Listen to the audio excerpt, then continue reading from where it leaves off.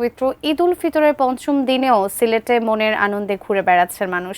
বিনোদন কেন্দ্র, বিভিন্ন পর্যটন স্পটে রয়েছে উপচে পড়া ভিড়।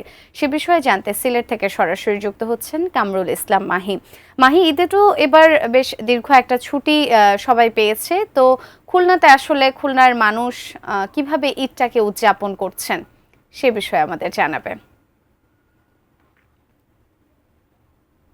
পর্যটন স্পট গুলোতে কিন্তু উপচে পড়া ভিড় রয়েছে। ঈদের পঞ্চম দিন আজকে চলছে। ঈদের পঞ্চম দিনেও কিন্তু মানুষজন মনের আনন্দে ঘুরে বেড়াচ্ছেন। আমরা শহরের বিভিন্ন পর্যটন স্পট ঘুরে দেখেছি এবং শহরের বাইরে দূরবর্তী যে পর্যটন স্পট গুলো রয়েছে সেগুলোতেও আমরা খবর নিয়েছি। সেগুলোতেও কিন্তু উপচে পড়া ভিড় রয়েছে এবং যেহেতু এই ঈদের ছুটি শেষ হয়ে আসছে, অনেকেই কিন্তু যে তাদের ঘুরেফেরা কিন্তু তারা শেষ করছেন। সিলেটে কিন্তু সব জায়গায় কিন্তু উপচে পড়া ভিড় থাকে। সারা বছরই একটা পর্যটনদের ভিড় থাকে, কিন্তু এই ঈদের সময়টিতে এসে কিন্তু কয়েক গুণ এটি ছাড়িয়ে গেছে। আমরা হোটেল মালিকদের সঙ্গে কথা বলেছিলাম, তারা বলছেন যে সিলেটে প্রায় 8 লক্ষাধিকের মতো মানুষজন এবার এসেছেন।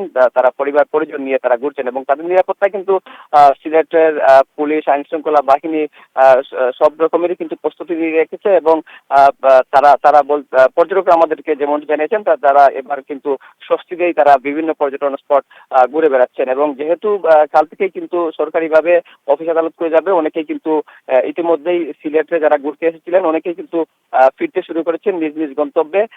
তারা কিন্তু অনেকেই সকালে আমরা দেখেছি যে পর্যটন স্পট ঘুরে কিন্তু ফেরার যে প্রস্তুতি তারা সেটা নিচ্ছেন এবং একটু আগেই আমরা সিলেট শহরের হয়তো শাহজালাল রহমতুল্লাহ আলাইহি মাজার প্রাঙ্গণে ছিলাম, সেখানেও কিন্তু পর্যটন প্রেমীদের কিন্তু উপচে পড়া ভিড় দেখেছি এবং সিলেটের পার্শ্ববর্তী চা বাগানগুলিতেও কিন্তু পর্যটকদের উপচে পড়া ভিড় রয়েছে। তারা কিন্তু পরিবার পরিজন নিয়ে এবং সবাইকে নিয়েই তারা ঘুরে বেড়াচ্ছেন এবং যেহেতু যে ঈদের শেষ সময়টি এবং ঈদের ছুটির শেষ সময় চলছে, সেই শেষ সময়ে কিন্তু মানুষজন তাদের শেষ সময়ের যে ঘোরাফেরা এবং মনের যে আনন্দ এবং একটুখানি যে যে মনের যে আনন্দের যে ফুরাক তারা কিন্তু সেটি উপভোগ করছেন। তো সব মিলিয়ে সিলেটের যে পর্যটন স্পট গুলো রয়েছে সেগুলোতে ঈদের দিন থেকে নিয়ে এখনো পর্যন্ত উপচে পড়া ভিড় রয়েছে। এখন যেহেতু দুপুর দুপুর এবং তাপপ্রবাহ একটু আছে, তাই কিন্তু এখন অনেকেই যে ছায়া ছায়া কিংবা একটু শীতল জায়গা,